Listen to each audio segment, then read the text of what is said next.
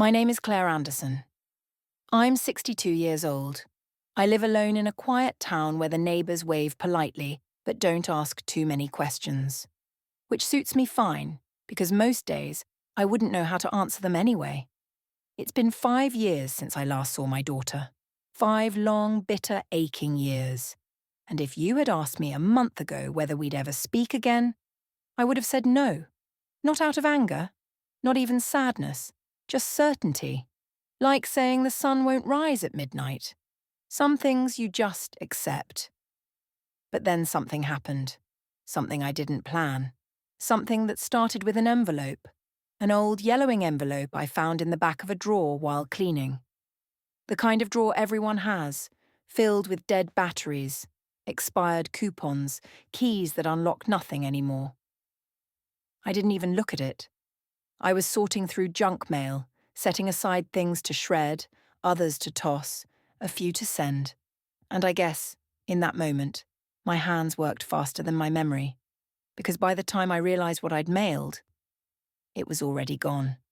It was a letter I wrote 5 years ago, one I never meant for anyone to read, especially not her. Now, if you're still with me, if you want to know how that one letter turned my life upside down and how everything I thought was buried came clawing back to the surface, then I'll tell you. But just know this. This is not a sweet story. It's not tidy or easy or wrapped in bows. It's about the mess we make. The pain we cause. The silence we live with when the words feel too heavy to speak.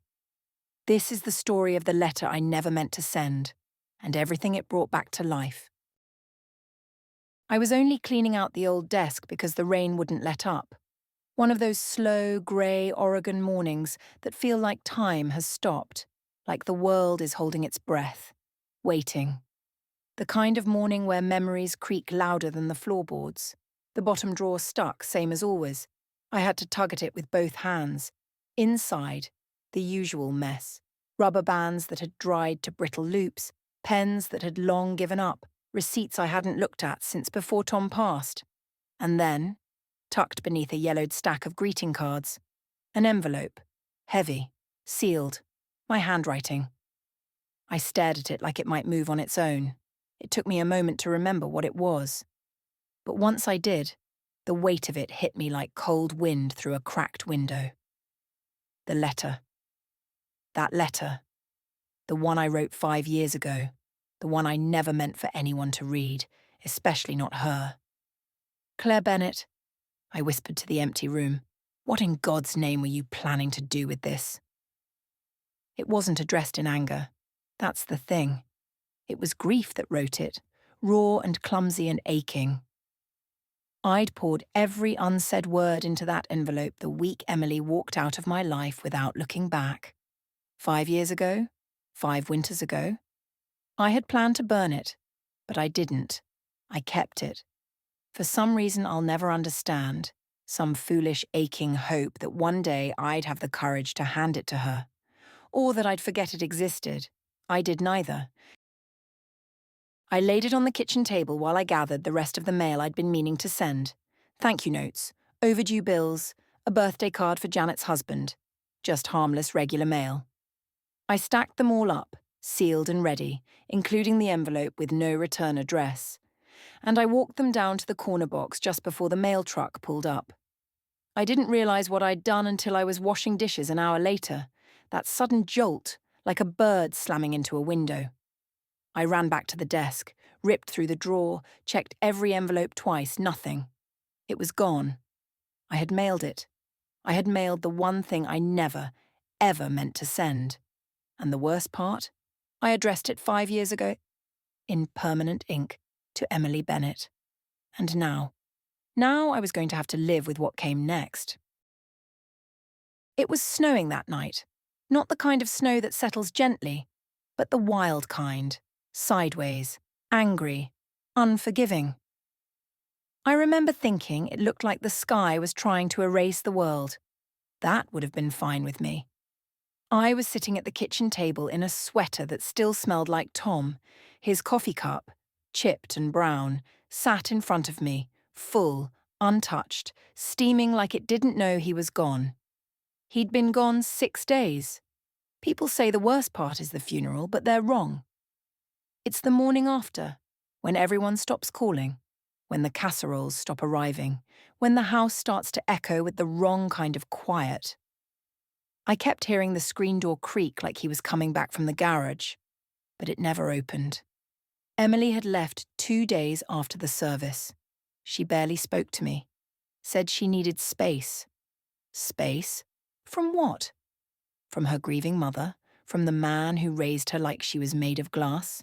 She didn't even stay to go through his things, just took her coat, kissed me on the cheek like I was a stranger, and disappeared into the snow. That's when I started writing the letter. I didn't mean to. I didn't sit down and say, now I'll write something she'll regret reading. No, I just needed somewhere to pour it. The confusion, the fury, the heartbreak. I couldn't scream at Tom, he was gone. I couldn't call Emily, she wouldn't answer. So I opened that drawer, found some old stationery, and started writing. Dear Emily Bennett. And then it spilled, the whole mess of it. How it felt to be left behind by 2 people in the same week.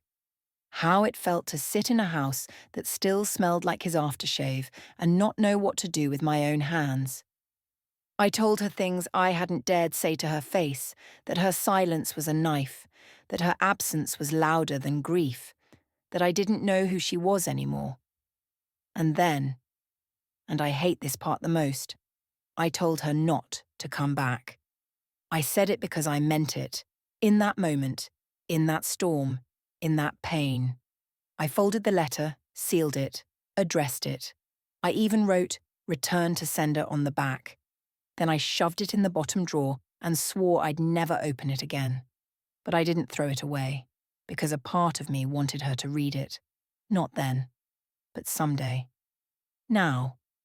That someday had arrived, whether I was ready or not. Emily Bennett used to braid her hair with ribbon when she was little. Yellow satin, like sunshine. She'd sit on the floor cross-legged in front of me, holding perfectly still, whispering, "Tighter, Mom, tighter." As if the right braid could hold the whole world together. Now I couldn't even remember the last time I'd seen her hair. 5 years without a call. 5 years of Christmas cards returned unopened. Birthdays gone by like dates on a wall calendar no one flipped. I'd memorized her silence, learned to live with it like an unwanted guest who moved in and never left. My daughter, the stranger. That's what she became. A face on an old photo. A name I whispered when no one was around to hear, but it wasn't always like that. Emily was fire and music and opinion. She lit up rooms when she was young, argued about everything from bedtime to justice. Tom used to call her our little hurricane. I called her mine, always mine, until the year everything unraveled, the year she met Daniel Pierce, a man with too much charm and not enough truth. He had one of those smiles that made you look twice, and instincts sharp enough to spot broken places in people. I never trusted him. But Emily fell hard and fast and stubborn. She said he saw her, said he made her feel chosen. And maybe he did, at first. When I voiced my concerns, I wasn't gentle, I should have been, but I was scared of losing her to someone who didn't deserve her. Scared of watching her disappear into someone else's version of herself. I told her he wasn't good enough, that she deserved better, and she heard only one thing, that I didn't trust her to choose. That was the first crack. The rest came fast. A fight at Thanksgiving, a cold Christmas, a sudden move across the country, and then nothing. Silence. Like she'd closed a door and sealed it from her side. Tom tried to talk to her. She let his calls go to voicemail. And then, just months before he died, she told him she didn't want me at her wedding. He never told me. I found out by accident. Overheard it in a message he played too loud one night in the kitchen. That's when the truth lodged in my chest like a splinter I couldn't pull out. I wasn't invited to my own daughter's wedding, and I still don't know which hurt more, being left out, or realizing she didn't even think I'd ask why. The letter I mailed, it wasn't just grief. It was all of that. All of her. All of me. Now it was in her hands, and I had no idea what would happen next. The knock came on a Tuesday, late morning, when the sky was silver with fog and the smell of wet cedar drifted in through the kitchen window. I thought it might be Janet dropping off soup. She did that sometimes when she felt me slipping too far into myself. But when I opened the door, it wasn't Janet. It was Emily.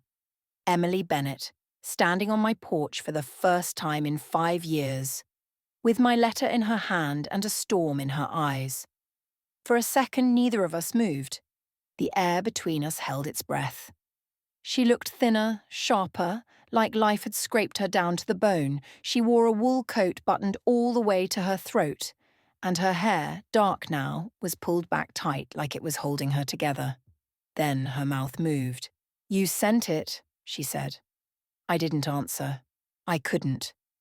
"You actually mailed this," she continued, holding up the envelope like it was Exhibit A in some trial I hadn't prepared for. "I didn't mean to," I whispered. "It was a mistake." "Oh, was it?" Her voice cracked. "Because it doesn't read like a mistake.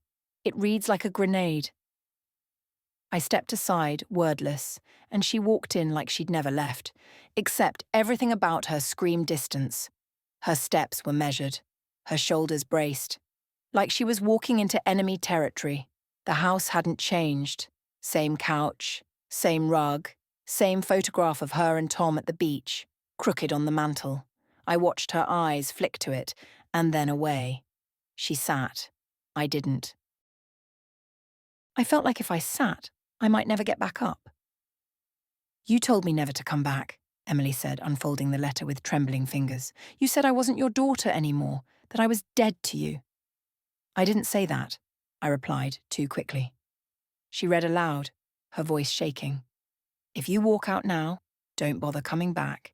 If you choose him, you lose me. Permanently." She looked up. "That's not something you say by accident." The words hung in the room like smoke. "I wrote that when I was broken," I said. "When your father died, and you were gone, and everything felt empty." "So you wrote it out of pain," she said, quieter now. "Fine. But why keep it? Why seal it? Why address it?"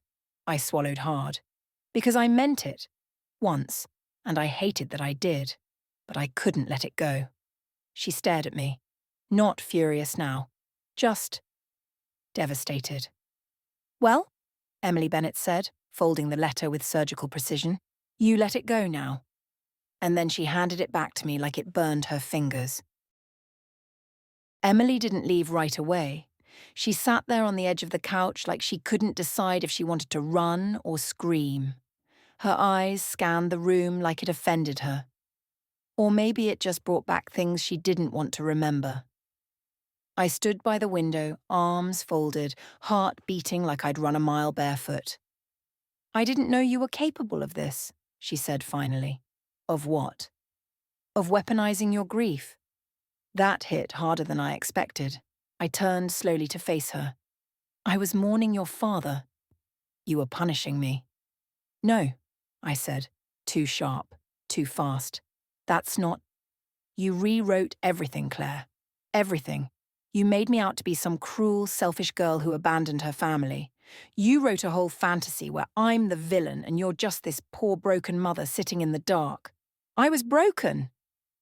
"And so was I," she shouted, her voice ricocheting off the walls. "But you didn't see that. You didn't want to see that, because my grief didn't look like yours." I sat down, hard, like her words knocked the wind out of me. Emily leaned forward, elbows on her knees, hands clenched together. "You know what I remember? I remember calling you the night Daniel and I fought. I was crying, Claire. I was scared, and you told me I'd made my bed. Now lie in it." I closed my eyes. I remembered that night. I remembered the silence after I hung up. I remembered the guilt, the way it curled up in my throat and stayed there for months. "I thought I was helping," I whispered. "I thought you needed tough love." "No, Mom," she said, her voice softer now but colder. "You needed to be right." You always needed to be right. My name on her lips, Mom, sounded foreign, like she wasn't sure she believed it anymore. I looked at her then, really looked. The tired curve of her shoulders, the hollowness behind her eyes.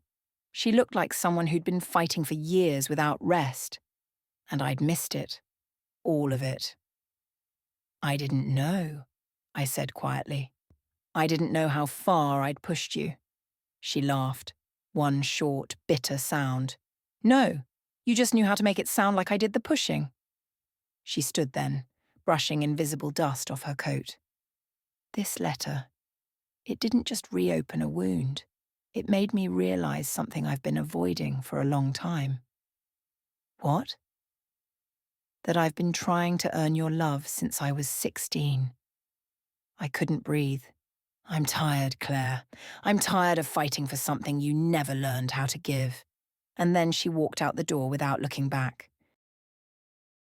The beginning of the end started with a man I didn't trust and a secret I should have kept. His name was Daniel Pierce. Clean shoes, practiced charm, a handshake like he was always closing a deal. From the moment he stepped into our lives, I felt something in my gut twist sideways. The kind of feeling a mother gets when her daughter brings home trouble dressed in a suit. Emily was 26, glowing, breathless, talking too fast about how different he was, how safe he made her feel. Tom was quiet about it. That was his way. Let things unfold. Let people show who they are. But I wasn't built like that. I didn't know how to hold my tongue when something smelled wrong. I didn't say it outright, not at first. I tried subtle. Questions about where Daniel worked, why he always paid in cash, why no one ever came with him to family events. And when Emily started coming around less, calling less, I felt it like a slow leak in my chest. Then came the secret. One afternoon, Tom came home pale. He'd bumped into a colleague at the bank, said he'd seen Daniel there, not opening an account but arguing over a denied loan. Claire, he said, I think he's in serious debt. I asked Emily that night, gently, carefully. I thought I was giving her space to tell the truth. She exploded. You've been checking up on him? No, I said. It was Dad, not me. But sweetheart, if something's going on, nothing is going on. You just hate him because he's not one of your perfect Sunday school men. That's not fair. No, Claire. What's not fair is you thinking you can still control me. And that was the first real crack. The lie came weeks later.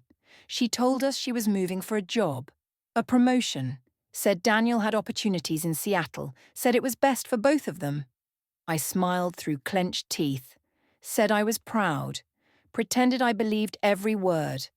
But that night, I checked her mail. Yes, I opened it. Yes, I crossed a line. It wasn't a job offer. It was an eviction notice. She wasn't moving forward. She was escaping collapse. I confronted her, and she looked me dead in the eye and said, If you ever go through my things again, I swear I will never forgive you. I said something I can't even remember now, something sharp, something final. But I'll never forget her voice as she walked out that night. I loved you once, Emily said, but I don't know who you are anymore. And I think that was the last time she called me Mom. The thing about silence is, it's not quiet. Not really. It hums. It breathes. It presses in around you like fog, soft and choking. For 5 years, that silence lived with me. Slept in the guest room. Ate at the kitchen table. Followed me down aisles at the grocery store where I used to bump into Emily once a week. Everyone asked about her at first. How's Emily doing? She's still living up north? You must be so proud. I got good at smiling. Really good. I'd nod, say, oh, she's busy, doing well. You know how it is. And they'd smile back, relieved. No one wants to hear a mother say, my daughter won't speak to me. I haven't heard her voice in years. That kind of truth ruins small talk. So I became someone else, someone neat, someone composed. I kept the porch swept, sent birthday cards to nieces I barely knew, joined a Tuesday morning book club full of women who wore cardigans that smelled like lavender. I hosted things: potlucks, soup nights, wine tastings, anything to keep the house from feeling like a tomb. I wore mascara again. I learned to bake sourdough. I smiled so much my cheeks ached. But every time I set the table, I still laid out a third plate. Not because I thought she'd walk through the door, I wasn't delusional, but because somewhere inside me, I needed that place to be ready. I needed the chance, however impossible, to still exist. I went to church more often, sang louder, wrote in the margins of my Bible like I was trying to convince God I was listening this time. Some days, I lit a candle for her. Some nights, I cursed the sky for stealing both my husband and my daughter in the same season. I drank too much wine on holidays. I stopped decorating the tree. Grief doesn't just take the people you lose, it takes the version of you that existed when they were still around. I wasn't Claire Bennett the mother anymore. I was just Claire, just the woman who forgot how to sleep through the night. And still, I kept that letter. That sealed, silent, awful letter in the back of the drawer. I told myself it was a record, a snapshot of the worst version of me, proof of how far I'd come. But that was a lie. I kept it because a part of me, the part I didn't show anyone, still wanted her to read it, even if it broke us both forever. Janet lived 15 minutes away, in the same pale green house she and Rick bought back in '92, the one with the cracked walkway and wind chimes that never stopped. I hadn't planned to visit her that morning. I just got in the car and drove. I needed someone to say something that made the world feel steady again. She opened the door like she'd been waiting. "I figured it was time," she said. No hello, no questions. Just stepped aside and let me in. We sat at her kitchen table with 2 sweet tea and an untouched plate of lemon bars. Her radio was playing some old love song in the background. I didn't recognize the words, but it made my throat ache. "I saw her, you know," Janet said, finally breaking the silence. "A few months ago." I didn't answer. I wasn't sure I wanted to know where this was going. She looked tired, Claire, and older, but there was something else. Like her edges were too sharp, like she was still cutting herself on something. I swallowed hard. She didn't tell me much when she came by, just anger. Janet leaned forward, voice low. "She lost the baby." I blinked. "What baby?" "She was pregnant, Claire. About a year after Tom died. She never told you." I shook my head slowly, the room tilting under me. "She said you wouldn't have cared, that you'd just call it another mistake." My mouth went dry. "She was living in a studio above a laundromat," Janet continued. "Daniel was gone half the time, drinking more. There was yelling, a lot of it. Then the miscarriage happened, alone, in the middle of the night. She called me from the ER. I covered my mouth, trying to breathe. She didn't want to call you, said you'd just say it was punishment that she'd made her bed." I stopped. I had said those words, years ago, cold and sharp like a slammed door. "She needed you, Claire. And you were grieving too, I know that. But she was drowning. And the only rope she thought she had, she believed you cut it." I looked out the window, the chimes still ringing, the lemon bars still untouched. "She said," Janet added gently, "that after that night, she stopped believing you were ever going to forgive her. So she stopped trying." Something deep in my chest cracked then. Not loud, not violent, just enough to let air in. I'd told myself she left me, but maybe I was the one who vanished first. It's a strange thing, living in a small town where everyone knows your story, but no one says a word. They smile, wave from their porches, ask about the weather, the dahlias, the new bakery by the post office, but never the thing that matters. Never her name. Emily Bennett became a ghost long before she walked out that door, and I helped make her one. After she left, there were whispers. You feel them before you hear them. At the grocery store, the library, church. The way someone's voice dips just as you pass. The sudden stillness in a room when your back is turned. I once caught Marlene Tate, bless her polite cruelty, whispering, "It's a shame, really." Something must have happened. Something. As if the details didn't matter. As if I hadn't been walking around with a hole in my chest the size of my daughter. I pretended not to hear. That became my specialty, pretending. I let them think I was fine, that Emily was just busy, that my silence wasn't soaked in sorrow. They believed me because they wanted to. No one wants the discomfort of grief that lingers too long. It's messy. It stains things. So I stayed quiet and they let me. Except for Mrs. Halverson, God rest her blunt soul, who once cornered me after choir practice and said, "You know, Claire, pride can be just as sinful as cruelty. Don't let it steal your child." I laughed it off, but I didn't sleep that night. She saw through me. She always had. The shame wasn't in what they said, it was in what they didn't. In the way no one asked about the extra place I never set anymore. In the way Pastor Green skipped over the prayer for estranged family like it was too tender to touch. I carried it all in my spine, straight, proud, unbending. That's what women like me were taught. You keep your chin up and your voice low. You don't let the cracks show even when they're all you can feel. But walking through that town after Emily's visit, after the letter, after Janet's truth, it all felt heavier, fake. Like I'd wrapped myself in dignity so tight I'd forgotten how to breathe. I wasn't proud. I was ashamed. Ashamed of what I let people believe and what I forced myself to live with. And the worst part? They weren't wrong. Something had happened, and I was the only one who knew how much of it was my fault. It was tucked inside a worn paperback, The Secret Garden of All Things. I hadn't opened that book in years. The pages still smelled faintly of her childhood. Crayons, grape jelly, Sunday afternoons with Tom reading aloud in that soft, slow voice of his.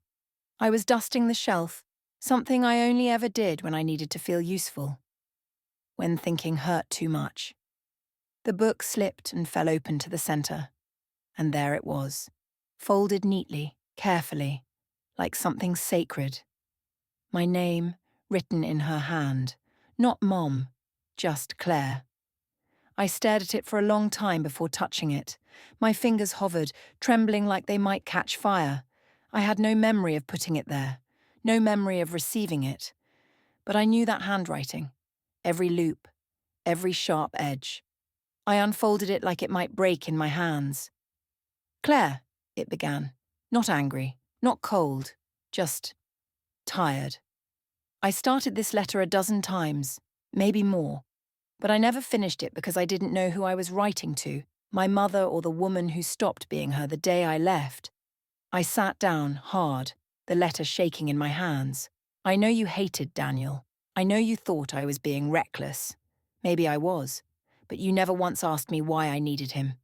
Why I clung to someone who didn't always deserve it. You just judged me, fast and sharp and final." The words blurred. I wiped my eyes and kept reading. I lost the baby, Claire, alone, on the bathroom floor. And I told myself I wouldn't call you. Because I already knew what you'd say. I already heard it in my head. This is what happens. Maybe you wouldn't have said that. But you had already taught me how little space there was for my pain when it didn't look like yours. I pressed the page to my chest, as if that could somehow undo it, as if paper could turn back time. I tried so hard to become someone you'd be proud of, but every time I made a choice you didn't like, it felt like you erased a piece of me, until there was nothing left to show you. And then, near the bottom, one final sentence that tore the breath from my lungs. "I never stopped loving you, but I had to stop chasing a version of you that couldn't see me. No signature, just white space." I folded it slowly like I was holding glass. There was a letter I sent, and a letter she never did. And in the silence between them was everything we never said out loud. Tom died in October. The kind of October that smells like cinnamon and wood smoke and endings. The leaves were gold when he started coughing blood. By the time they turned to ash, I already knew I was going to lose him. Hospice brought a bed into the living room. He didn't want to die in a hospital. Said he'd rather go with the sound of wind chimes and my voice than fluorescent lights and beeping machines. I sang to him sometimes, old hymns, half-remembered lullabies, silly songs from our dating years. He said it helped him sleep. I think it helped me more. The last real conversation we had happened 3 days before the end. His voice was faint, like it had to travel a long way just to reach me. "Claire," he said, "you need to let go of the pride. It's going to ruin you." I laughed because I didn't know what else to do. "Tom Bennett, you want to talk about pride now?" He gave me that look, the one that always stopped me cold, kind, tired, unflinching. "She's your daughter," he said, "not your opponent." I busied my hands with smoothing the blanket, tucking corners that didn't need tucking. "I know," I whispered. "No, you don't. You think you do. But you've turned love into a battlefield. You keep score. You hold on too long." I bit my lip. Hard. "She's not coming back, Tom." "Not if you keep building walls," he said. "You make everything look so neat, so right. But underneath, Claire, you're bleeding." He coughed then. A deep rattling sound that tore through both of us. I brought water, dabbed his mouth, pressed my forehead to his shoulder like a child. When it passed, he touched my hand, barely, and said, "You'll be alone soon, and I can't protect you from that. But don't let this bitterness be the last thing she remembers about you." I looked up, tears blinding everything. What if I already broke it? What if it's too late? He smiled then. A real one. Weak, but real. Then give her the truth. Not the version that makes you feel safe, the one that costs something. I wanted to ask what that meant, but he was already fading again, drifting somewhere I couldn't follow. That was the last clear thing he ever said to me, and I carried it like a secret weapon, or maybe a warning. I just never expected I'd need it. 5 years later, on a day when Emily Bennett came back holding my worst mistake in her hands. We met again 2 days later, neutral ground, Janet's porch, coffee in paper cups, folding chairs that creaked if you breathed wrong.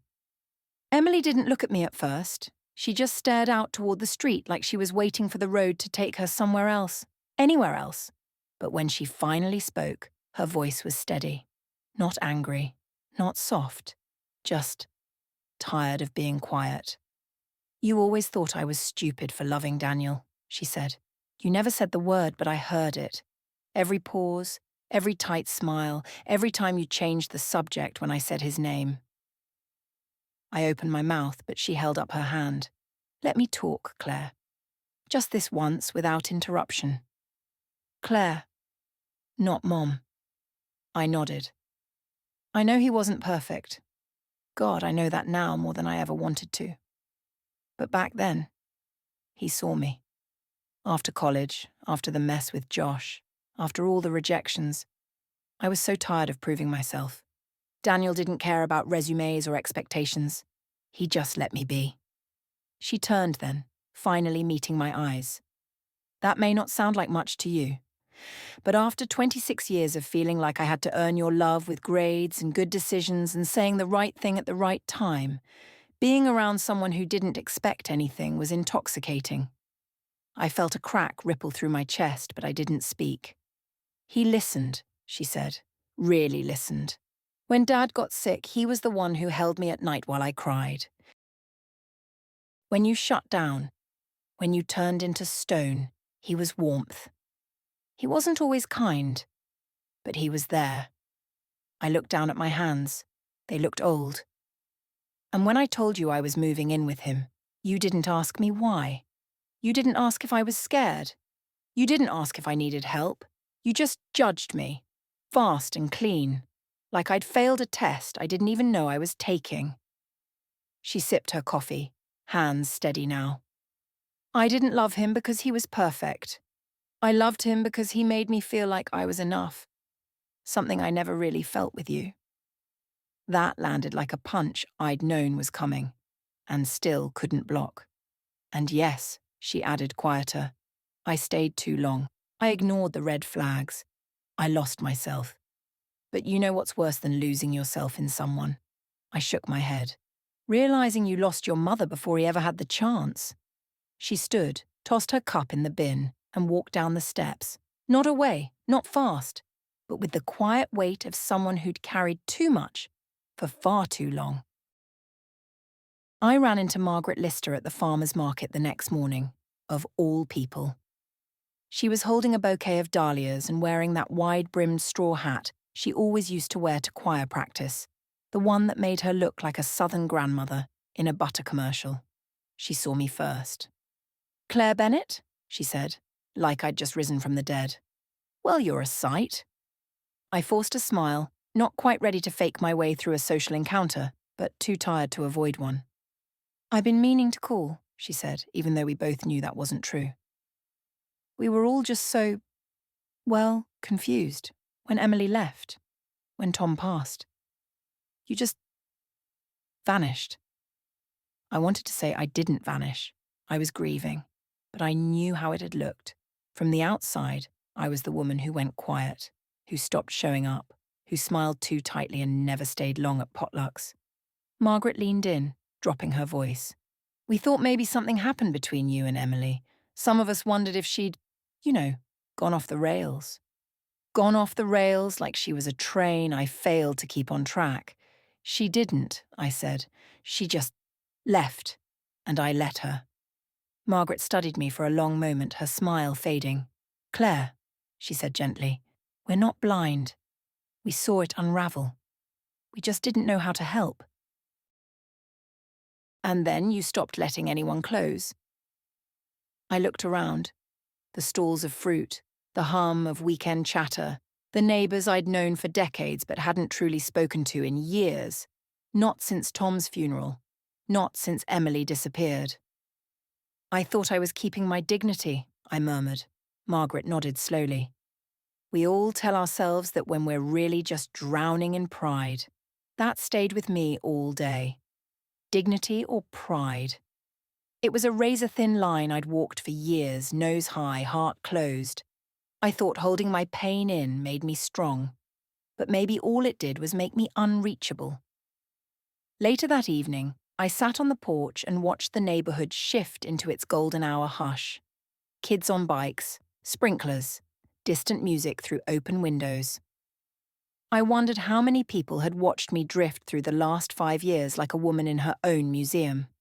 Perfectly preserved, entirely alone.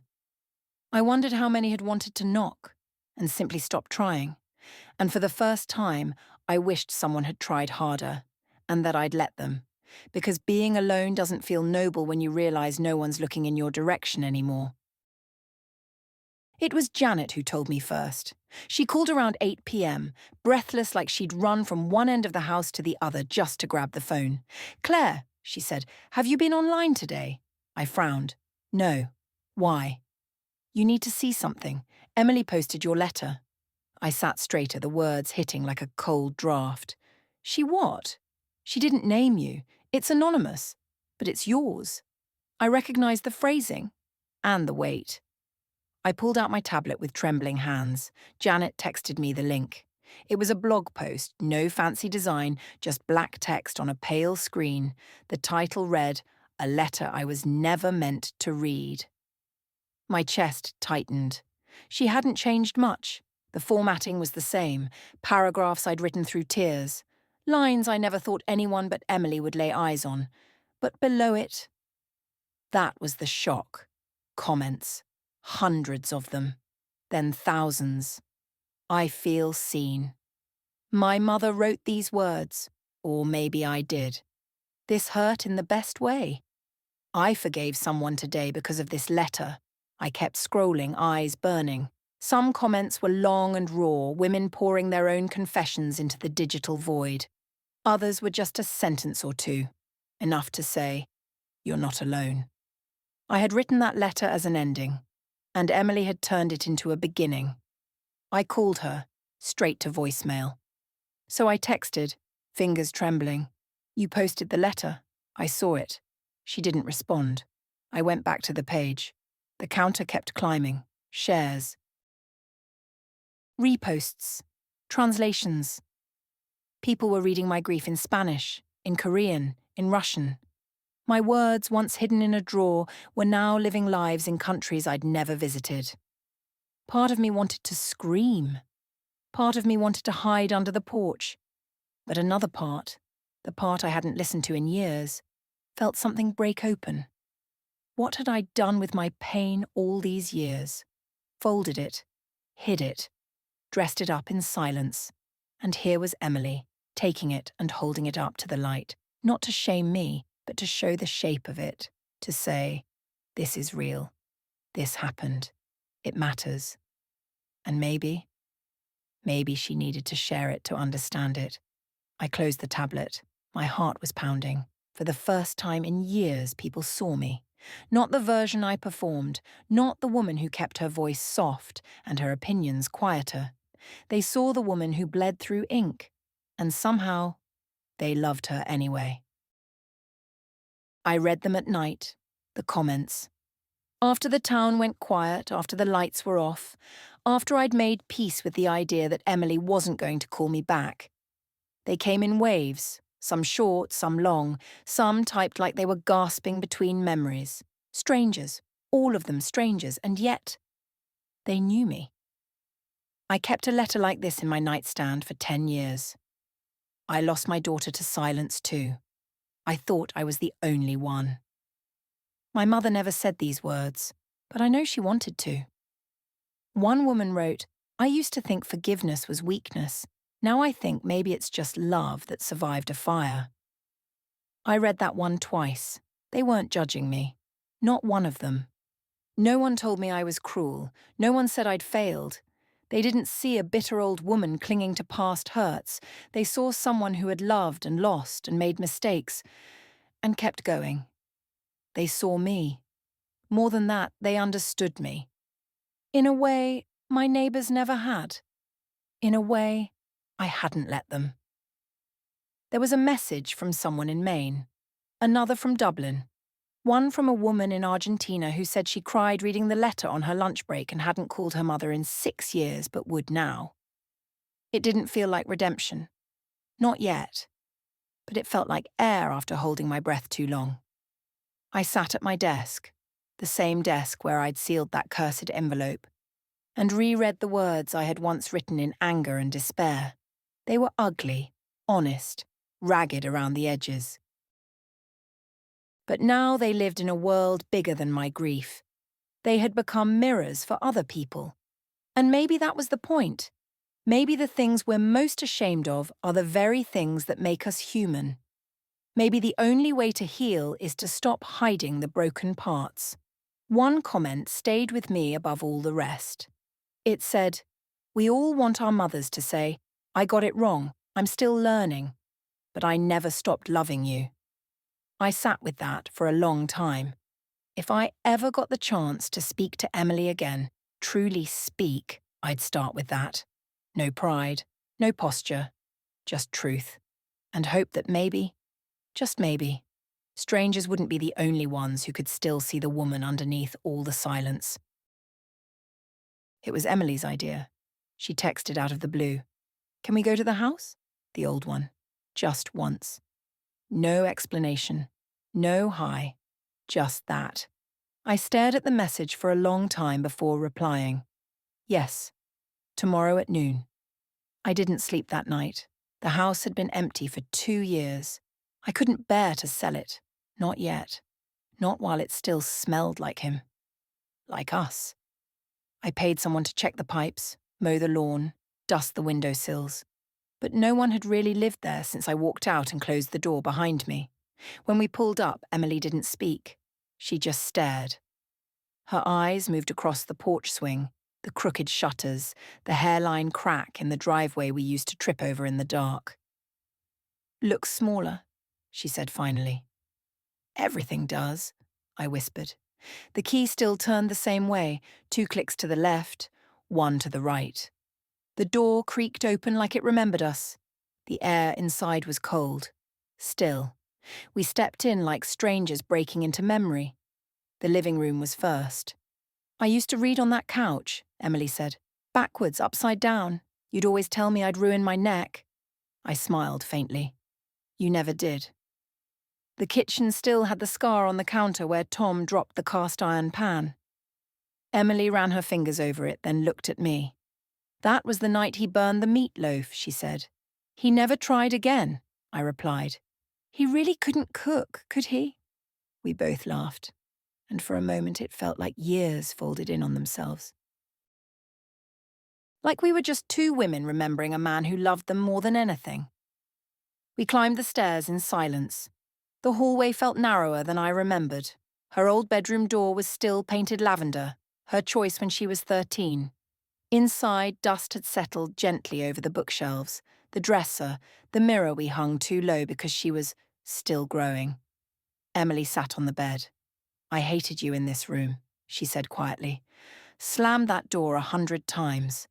I hated myself outside of it." She looked up. "I missed this place so much I made myself forget it." I nodded. "Me too." We didn't stay long, just long enough to feel it. The echo of who we were, the ache of what we'd lost.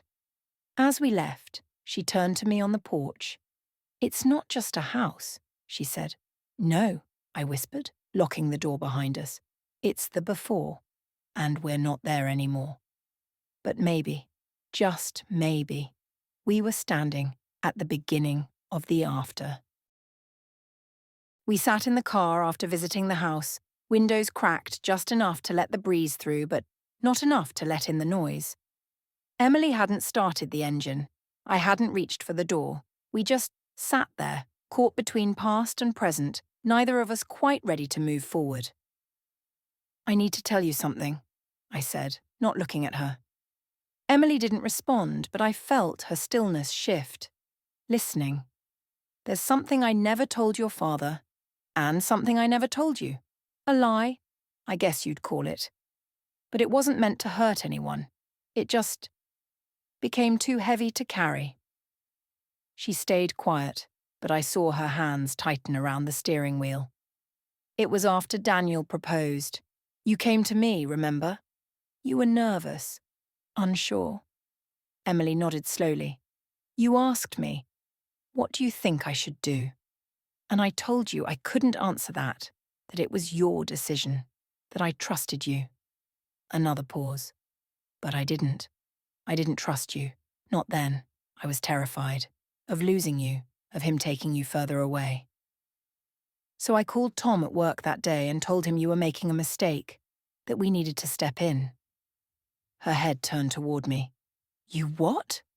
"I begged him to talk you out of it. I asked him to pretend he came to the conclusion on his own, that it wasn't from me. He didn't want to. God, he hated lying to you. But he agreed because I was unraveling." Emily blinked hard, her jaw tightening. "He told me he supported me, that he'd always stand by my choices." "He did," I whispered. "But he also planted a seed of doubt, just like I asked. And that doubt grew between you two. I watched it happen, and I let it." She turned fully now, eyes sharp. "Why are you telling me this now?" "Because I spent years thinking you broke us, that your choices destroyed our family, but I was the first crack. I was so afraid of watching you fall, I tried to control where you landed. And in doing that, I pushed you further than I ever meant to." Emily stared at me like she didn't recognize the woman beside her. "I also told Tom you'd come back one day, that all you needed was time." A long silence. "And I lied about that too," I said. "I didn't believe it, not really." Her voice came low, raw. "And now?" "Now," I said, meeting her eyes. "I believe in second chances, if you do." She didn't speak, but she didn't look away either. And maybe that was the start of her yes. I waited until the house was quiet. It was late, past midnight, and I should have been sleeping. but sleep had become a stranger these past few nights. Not because of nightmares, not anymore, but because my mind wouldn't stop moving, thinking, unraveling. So I sat at the same desk where the first letter had started it all, pen in hand, paper crisp and clean. No rage this time. No bitterness. Just truth. The kind you whisper, not shout. Dear Emily, I won't ask for forgiveness. Not because I don't want it, but because I know it can't be earned in a single letter. But I want you to know this. I've changed. I'm not the woman who tried to orchestrate your life from a distance, or the mother who folded her arms and said, I'm fine, when what I really meant was, please don't leave. I was scared. That's not an excuse, but it's the beginning of my honesty. I watched you grow into your own woman, and instead of celebrating your strength, I tried to mold it into something I could understand, something I could control. You didn't fit the shape I made for you, and that terrified me. I told myself it was about protecting you. But the truth is, I was protecting myself from being irrelevant in your life. That's the ugliest part to admit, that the silence between us was partly by my design, even if I didn't mean it that way. But there's more to say. I've never stopped loving you, not for one day, even in the silence, even in the distance. Even when your name felt like a wound in my chest, I would have taken every bit of pain if it meant you were safe, or happy, or loved. I know I can't rewrite the past. I wouldn't, even if I could, because those years, as painful as they were, brought us to this fragile new place, a place where maybe we can begin again. So here it is. No secrets, no tests, no more costumes. Just me, Claire, your mother. And if you're willing, I'd like to spend whatever time we have left learning who you really are. Not who I imagined, not who I expected, just you. And I'll do it without judgment, without walls, with love that asks nothing but the chance to be near. Always, Claire. I folded the letter slowly. No envelope this time, just a ribbon tied around it. This one I would hand her myself. The letter sat untouched on my nightstand for 2 days. I saw her place it there, ribbon and all, like it was sacred, like it might break if handled too quickly. She didn't say a word about it when she left the room, just gave me that soft, almost shy look I hadn't seen since I was a girl. I stared at it, night after night, willing myself to read it. When I finally did, I cried. Not because it hurt, though it did. Not because it was beautiful, though it was.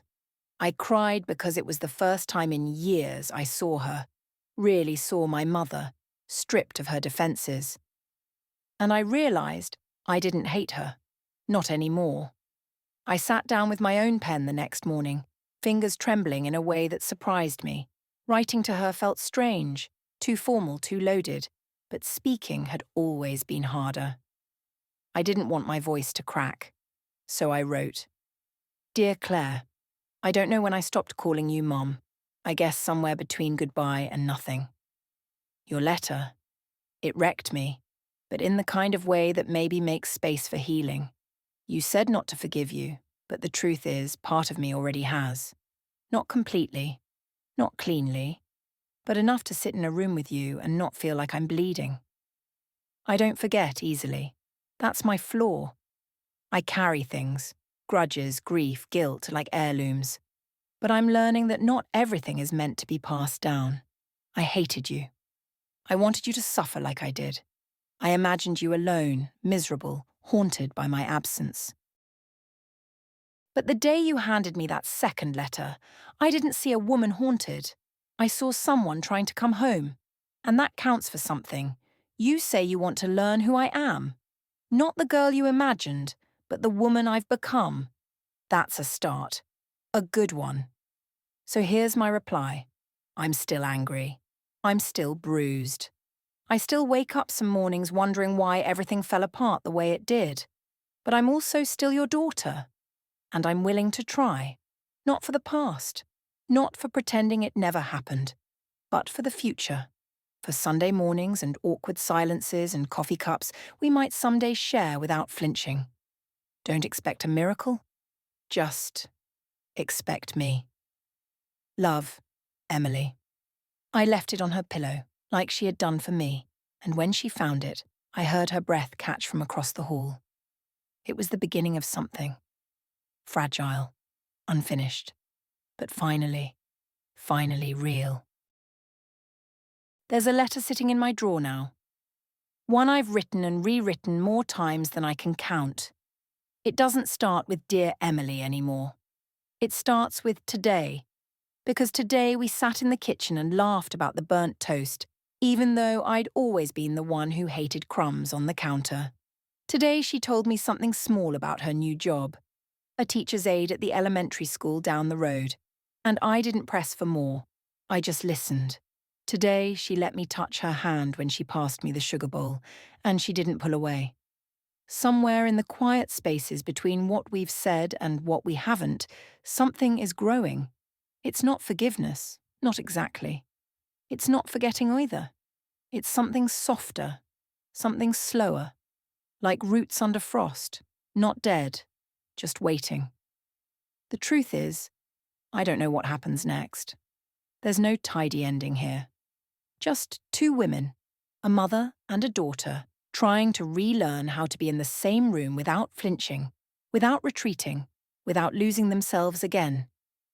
There are still moments when the silence stretches too long, when her eyes dart to the door like she's checking the exits, and I have to remind myself she came back.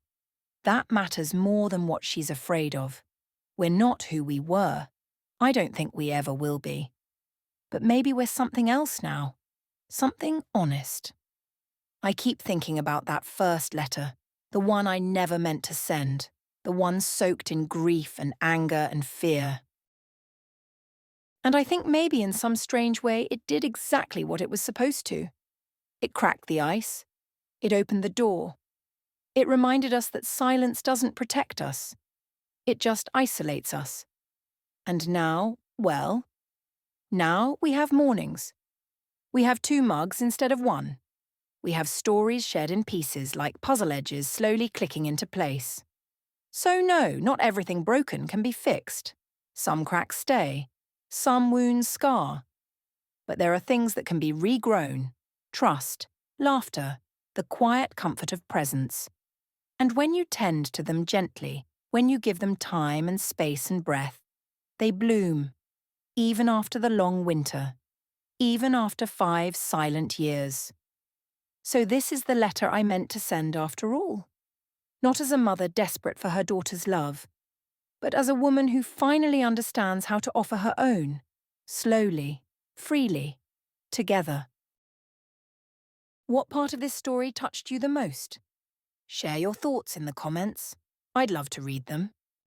If this story felt close to your heart, give it a like, subscribe if you want to be part of a space where real stories matter. Got a couple more minutes? Check out the next story. It's also about the things we rarely say out loud.